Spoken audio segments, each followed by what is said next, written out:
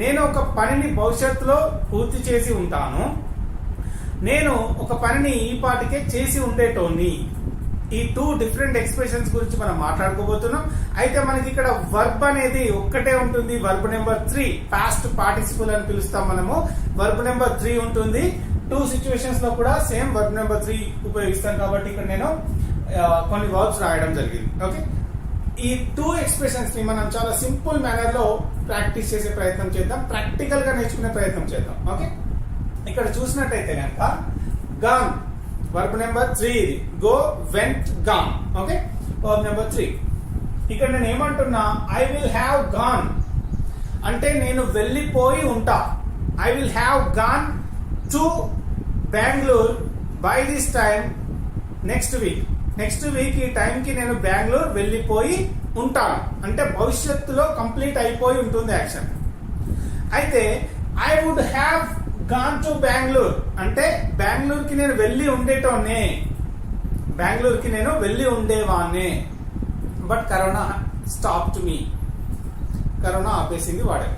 I would have gone అంటే వెళ్ళి ఉండేటోని, ఐ విల్ హ్యావ్ గాన్ అంటే వెళ్ళి ఉంటా. That is the slightest difference. Of course big difference.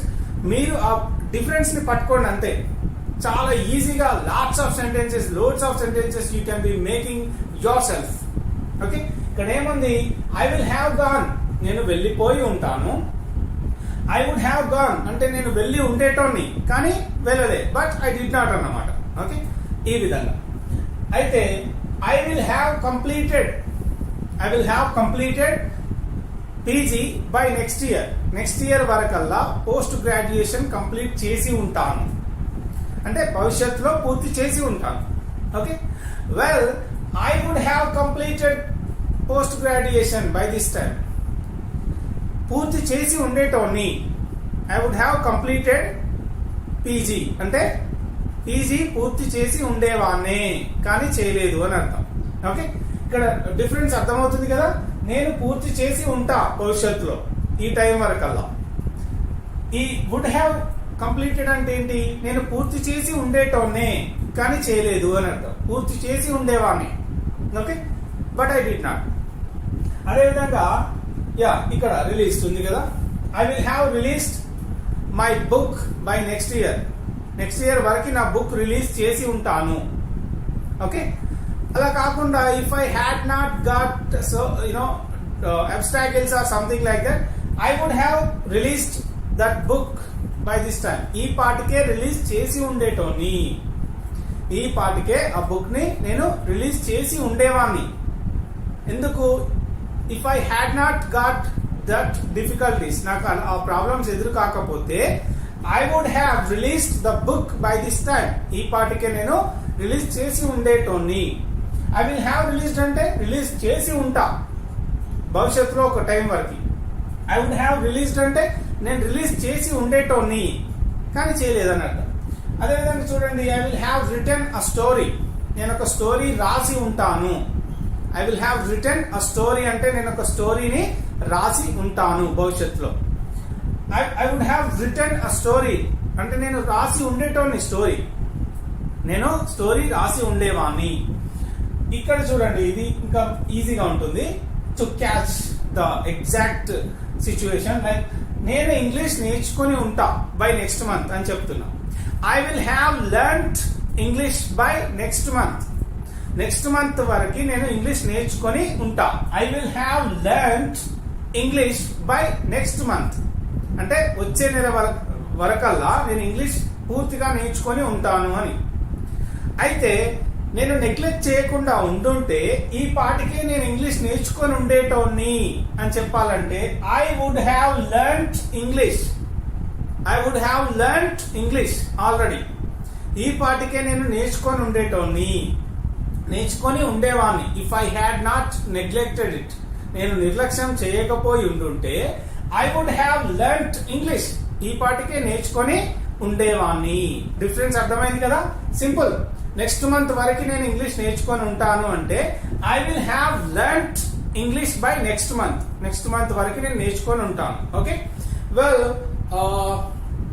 నేను ఇంగ్లీష్ నేర్చుకొని ఉండే టోన్ని ఈ పాటికే నేను ఇంగ్లీష్ నేర్చుకొని ఉండేవాడిని అంటే I would have learned English by this time or whatever, నేర్చుకొని ఉండేవాడిని. ఇంకా చూసినట్టయితే I will have visited the temple, I will have visited Yadadri by next month నేను యాదాద్రిని దర్శనం చేసుకొని ఉంటాను. నేను దర్శనం చేసుకొని ఉండేటోని, విజిట్ చేసి ఉండేటోని అంటే I would have visited that temple, ఆ టెంపుల్ ని నేను విజిట్ చేసి ఉండేవాడిని కానీ చేయలేదు అని అర్థం. విజిట్ చేసి ఉంటాను అంటే I will have visited that temple. Okay, అదే విధంగా విజిట్ అంటే తెలుసు కదా, చూడడం, ఇంకా డిఫరెంట్ మీనింగ్స్ వస్తాయి. వెల్, ఇక్కడ చూసినట్టయితే I will have submitted my project submit చేసి ఉంటాను. ఐ వుడ్ హ్యావ్ సబ్మిటెడ్ అంటే చేసి ఉండేటోని, but I did not.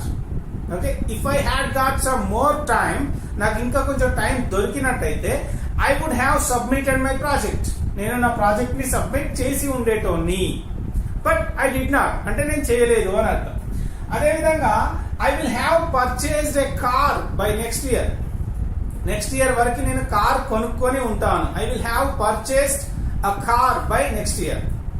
Okay, అదేవిధంగా ఐ వుడ్ హ్యావ్ పర్చేస్డ్ అంటే నేను కొని ఉండేవాన్ని ఈ పాటికే. If I hadn't done mistakes with my money I would have purchased a car by this time already. ఈ పాటికే నేను కార్ కొనుక్కొని ఉండేటోని. నేను కార్ కొనుక్కొని ఉంటాను అంటే I will have purchased a car, కొనుక్కొని ఉంటాను భవిష్యత్తులో.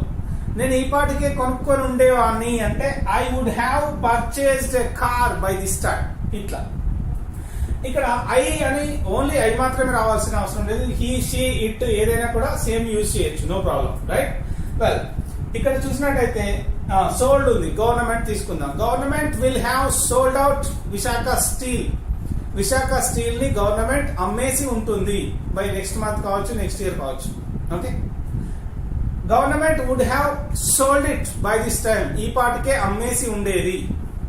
ఓకే, ఈ పాటికే అమ్మేసి ఉండేది. లేదా భవిష్యత్తులో అమ్మేసి ఉంటారు అంటే they will have sold out Visakha steel ని అమ్మేసి ఉంటారు బై నెక్స్ట్ మార్చ్ కావచ్చు, నెక్స్ట్ ఏప్రిల్ కావచ్చు. ఏ విధంగా ఈ పాటికే అమ్మేసి ఉండేటోళ్ళు అంటే they would have sold out Visakha steel, ఈ విధంగా చెప్తాం. ఓకే, వెల్, ఎనీవే గైస్, ఇవి క్వశ్చన్స్ మనం చేస్తున్నాము. ఇక్కడ ఇప్పటి వరకు సెంటెన్సెస్ చెప్పుకున్నాం. అయితే వాటిని క్వశ్చన్ అడగడం ఎట్లా అనే ఆస్పెక్ట్ లో కూడా చూద్దాం. ఇక్కడ ఏంటి, విల్ యూ హ్యావ్ గాన్ అంటే నువ్వు వెళ్ళిపోయి ఉంటావా, అప్పుడు ఏమవుతుంది, ఇవన్నీ కూడా క్వశ్చన్స్ అవుతాయి. ఈ ఏరియాలో విల్ బయటకు వచ్చింది, ఇక్కడ వుడ్ బయటకు వచ్చింది. విల్ యూ హ్యావ్ గాన్ అంటే నువ్వు వెళ్ళిపోయి ఉంటావా. వుడ్ యూ హ్యావ్ గాన్ అంటే నువ్వు వెళ్ళి ఉండేటోనివా, నువ్వు వెళ్ళి ఉండేవాడివా అని అర్థం. ఓకే, అదేవిధంగా will you have completed your education, నీ ఎడ్యుకేషన్ పూర్తి చేసి ఉంటావా బై నెక్స్ట్ ఇయర్ వరకు నీ ఎడ్యుకేషన్ పూర్తి చేసి ఉంటావా. పూర్తి చేసి ఉండేటోనివా అంటే would you have finished your education, నువ్వు నీ స్టడీస్ కంప్లీట్ చేసి ఉండేవాడివా, ఈ విధంగా వస్తుంది. Will you have learned English అంటే నువ్వు ఇంగ్లీష్ నేర్చుకొని ఉంటావా భవిష్యత్తులో. నువ్వు ఈ పాటికే నేర్చుకొని ఉండేటోనివా అంటే would you have learned English by this time. Okay, ఇట్లా. అదేవిధంగా చూడండి, will you have submitted your project, నీ ప్రాజెక్ట్ సబ్మిట్ చేసి ఉంటావా by tomorrow this time. Okay, రేపు ఈ టైంకి నువ్వు ప్రాజెక్ట్ ని సబ్మిట్ చేసి ఉంటావా అని అడిగినప్పుడు will you have submitted your project by this time tomorrow, ఈ పాటికి సబ్మిట్ చేసి ఉంటావా. చేసి ఉండేటోనివా ఈ పాటికి అంటే would you have submitted your project report, ఈ విధంగా. Will you have purchased a car by next year వరకు కార్ కొనుక్కొని ఉంటావా. లేదా ఇప్పటికే కార్ కొనుక్కొని ఉండేటోనివా అంటే would you have purchased a car కొనుక్కొని ఉండేటోనివా. అదేవిధంగా will you have started a new business, కొత్త బిజినెస్ స్టార్ట్ చేసి ఉంటావా. ఈ పాటికే కొత్త బిజినెస్ స్టార్ట్ చేసి ఉండేటోనివా అంటే would you have started a new business by this time. ఈ విధంగా క్వశ్చన్స్ అడగడం, ఇవి సెంటెన్సెస్ చెప్పడం.